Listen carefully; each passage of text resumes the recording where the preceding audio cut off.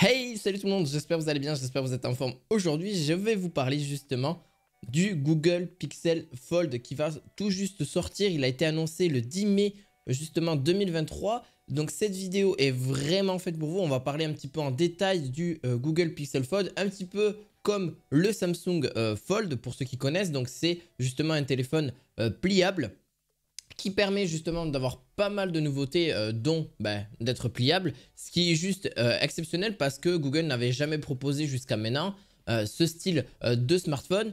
Et donc je vais en venir justement dans les points d'aujourd'hui. Alors bien sûr il n'est pas encore sorti, vous allez pouvoir d'ailleurs le retrouver peut-être en description de cette vidéo quand il sera disponible. Et en plus de ça, donc je vais vraiment un petit peu aller sur les aspects techniques, qu'est-ce qui va être de nouveau et nouvelle, et comment va-t-il un petit peu être sur le marché de chez Google. Alors oui, pour ceux qui se posent la question, c'est toutefois surtout le Phone Find qui vient à l'esprit découvrant les visuels du nouveau smartphone, mais le Google Pixel Fold propose aussi un format très contenu lorsqu'il est fermé, tandis que son forme de tablette possède aussi un ratio de 6,5 voilà, 6/5, donc très carré. Et c'est ça qui est vraiment bien, c'est qu'il a un format tablette. Donc en gros, c'est donc quand vous le fermez, c'est comme si vous ouvrez un livre tout simplement. Il y en a d'autres, c'est plus quand vous fermez un petit peu à clapper, quand on les avait à clapper à une époque.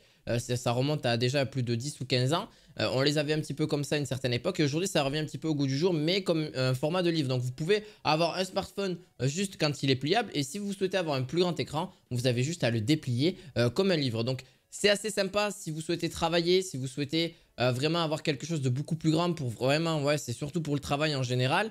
Ou voilà, si vous regardez plusieurs applications, etc. Alors là-dessus, on aura quand même un taux de rafraîchissement jusqu'à 120 Hz. Donc c'est quand même vraiment bien pour vraiment les applications, pour vraiment scroller beaucoup plus rapidement. Et bon, de toute façon, c'est adaptatif d'après ce que j'ai pu comprendre. Alors c'est pas forcément sûr, c'est plutôt une rumeur. Ça, on le verra par la suite lors de la sortie. Alors oui, d'ailleurs, par ailleurs, il est protégé par une Gorilla Glass Victus au niveau de la dalle à l'intérieur, ce qui se plie, et une diagonale de 7,6 pouces en termes d'écran, ce qui est juste énorme. Alors, on aura quand même juste en temps normal 5,8 pouces pour une petite diagonale, mais on pourra aller jusqu'à 7,6 pouces, ce qui reste énorme. Donc, dites-vous que c'est plus grand qu'un écran de limite de Switch, hein, je vais pas vous dire de bêtises. Alors, ça dépend parce que là, c'est pas du tout pareil en termes d'écran. Parce que la résolution n'est pas forcément la même. Pareil pour voilà, la dimension, etc. Donc il y a pas mal de paramètres différents. Donc c'est pour ça que je ne veux pas forcément la comparer à une console. Alors là, d'ailleurs, le Google Pixel Fold se targue surtout sur une épaisseur de 6 mm lorsqu'il est ouvert et 12 mm quand il est fermé. Donc forcément, il est un tout petit peu plus gros. Donc il fait 1,2 cm. Mais c'est normal parce qu'il est pliable.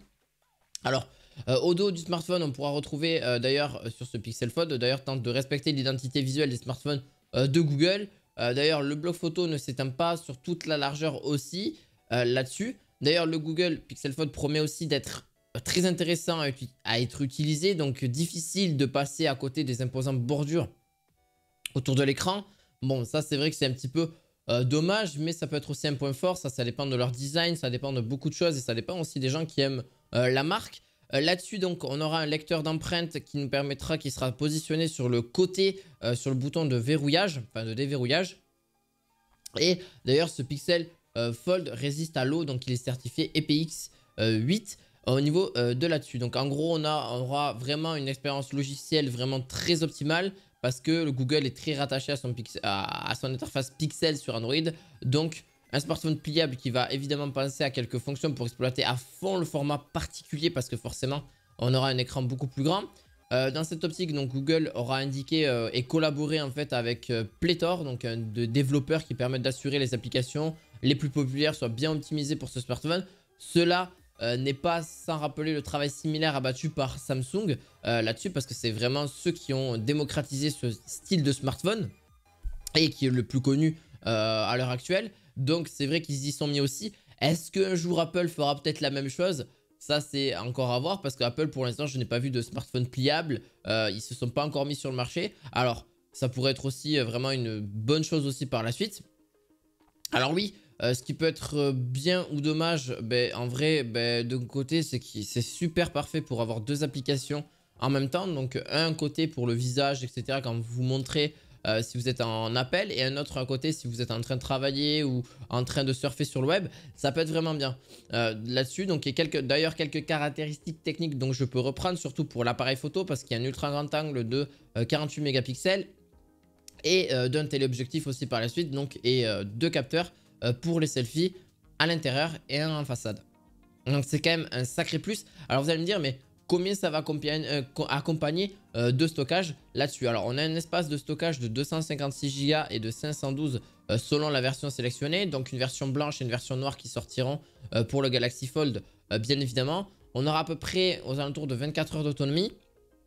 Alors c'est constructeur aussi, donc c'est pas forcément sûr. J'ai pas pu le tester, j'ai pu faire simplement des recherches sur celui-ci. Alors d'ailleurs le Galaxy Fold aura à peu près un tarif, d'après ce que j'ai pu comprendre, de 1899 €, donc ce qui reste du téléphone très très haut de gamme, soit près de 100 € de plus que le Galaxy Z Fold 4 pardon. Et d'ailleurs cela augure des ventes assez anecdotiques. Ensuite il faut savoir que ce smartphone là ne sortira que dans quelques pays dont la France n'en fait pas partie malheureusement. Pourquoi? Tout simplement parce que ça peut dépendre des constructeurs. On a vu d'ailleurs beaucoup de smartphones qui n'ont pas été forcément disponibles en fonction des pays. Alors peut-être pourquoi pas plus tard, mais c'est pas encore à l'heure actuelle disponible. Alors pourquoi je vous parle de ce style de smartphone? Parce que les téléphones pliables, c'est quand même quelque chose, c'est une nouvelle génération qui arrive. Alors c'est déjà là sur le marché déjà depuis 2, 3, 4 ans, mais je me dis, est-ce que ça devrait pas être plus développé? Alors oui, c'est sûr, c'est un smartphone qui est plus épais, donc forcément quand c'est mis en poche, c'est beaucoup plus lourd. Il y a quand même quelques désavantages là-dessus, ça il faut le dire. On a aussi quelques gros avantages par rapport au fait que en gros on a deux smartphones en un, parce que clairement on peut développer un autre écran à côté, ce qui nous permet surtout pour le travail, pour travailler en général ou pour avoir une double application. Alors à titre personnel ou même à titre pour les particuliers, j'en vois pas forcément trop l'utilité. À part se dire, ouais c'est vrai, j'ai un smartphone à vraiment grand et étendu, ouais c'est super, mais ça sert pas à grand chose, surtout pour le smartphone au niveau du prix. 1899 €, je trouve que c'est pas forcément donné non plus. Alors c'est sûr que peut-être plus tard il sera divisé voire par 2 voire par 3 au fil des années, parce que les technologies vont avancer et les smartphones, on sait que ça perd facilement de sa valeur au fil des années là-dessus. Donc j'espère en tout cas que cette review vous aura plu. N'hésitez pas à mettre un petit pouce bleu, à vous abonner à cette chaîne. On se retrouve très prochainement pour d'autres vidéos high-tech. À la fois prochaine. Ciao ciao.